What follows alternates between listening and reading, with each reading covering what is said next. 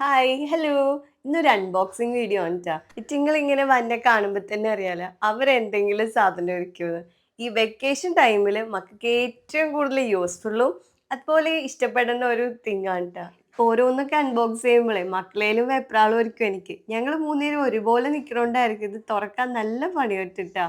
അപ്പൊ ഇതാണ് ഐറ്റം. ഇതൊരു ജേർണൽ സെറ്റ് ആണ്. ഇതിൽ ഒരുപാട് എന്താ പറയാ കുട്ടി കുട്ടി ഭയങ്കര ക്യൂട്ടായിട്ടുള്ള തിങ്സ് ഒക്കെ ഉണ്ട്. അതിലൊരു ഡയറി ഉണ്ടാവും, കുറെ നോട്ട് പാഡ്സ് ഉണ്ടാവും, കുറേ ഉണ്ട്. ഇത് എനിക്ക് തോന്നുന്നു ഒരു 168 സാധനങ്ങളോളം ഉണ്ട്.